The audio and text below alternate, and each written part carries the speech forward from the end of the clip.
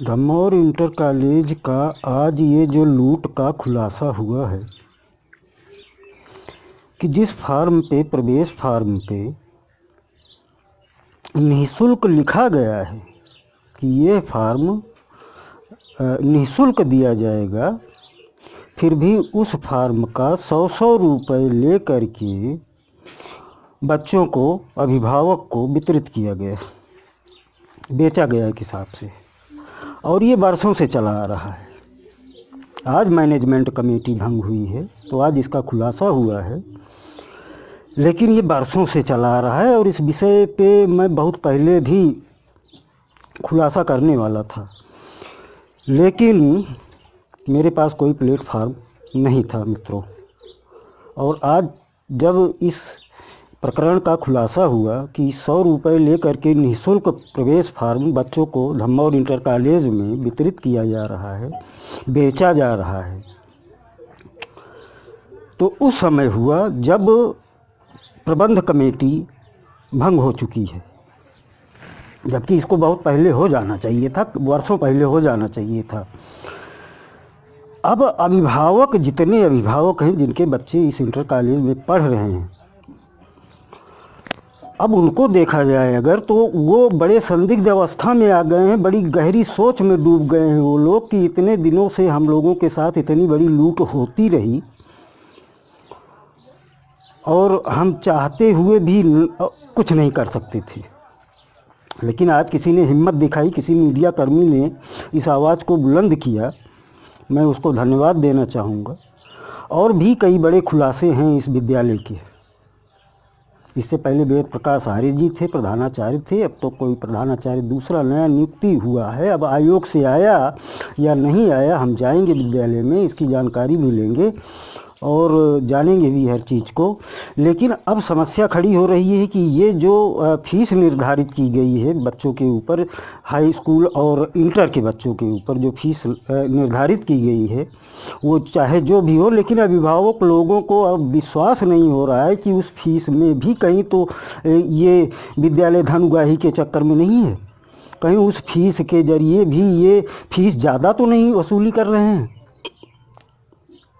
हालांकि इंटर और high school का जो बोर्ड एग्ज़ाम होने वाला है, अब होगा इस गत वर्ष, उसकी फ़ीस जो है वो तो जग जाहिर है, वो तो गूगल पे भी आप सर्च करेंगे तो आपको मिल जाएगा। लेकिन जो विद्यालय की 1100, 2100, 1000 जो फीस निर्धारित की है इन्होंने, क्या वो फीस निर्धारित फीस जायज़ है? अब अभिभावक का जो नज़रिया है सोचने का, वो अब तो बदल चुका है।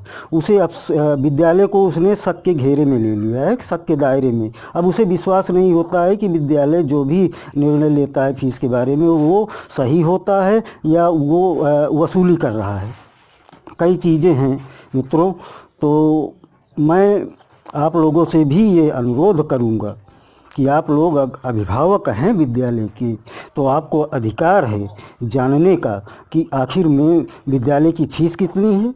और फीस है तो उस फीस का जो है एक स्लिप दिया जाता है विद्यार्थियों को। जब फीस जमा की जाती है तो हर विद्यार्थी को फीस लेने के बाद में एक स्लिप दी जाती है जिसमें ब्यौरा होता है कि किन किन चीज़ों का शुल्क विद्यालय ने लिया है आपसे। तो इन सब चीज़ों के लिए आप लोग एक आवाज़ उठाइए और विद्यालय में जाइए। विद्यालय में जो भी फीस जमा हो उसकी एक रसीद आपको मिलनी चाहिए, और उस रसीद को आप लोग देखिए, क्या वो रसीद जो आपको लोगों को दी जाती है उसमें जो शुल्क निर्धारित किया गया है, क्या वह शुल्क देने का पात्र आपका विद्यार्थी, आपका बच्चा है या नहीं है। अगर उसमें वो पात्रता नहीं है कि वो, जैसे साइकिल का टोकन हो गया, अब साइकिल का टोकन का जो होता है फीस निर्धारित की गई है विद्यालय से, तो क्या वह विद्यालय उन बच्चों से भी वो फीस ले रहा है जो साइकिल नहीं लेके जा रहे हैं। ऐसे हमारे भी बच्चे हैं, एक बच्चे हैं हमारे घर के ही हैं, हमारी बेटियां हैं, 2 बेटियां पढ़ती हैं विद्यालय में। लेकिन मैंने तो ब्रेक लगा दिया है भाई कि मैं जब तक इसकी जानकारी नहीं ले लूँगा तब तक मैं विद्यालय को फीस नहीं दूँगा।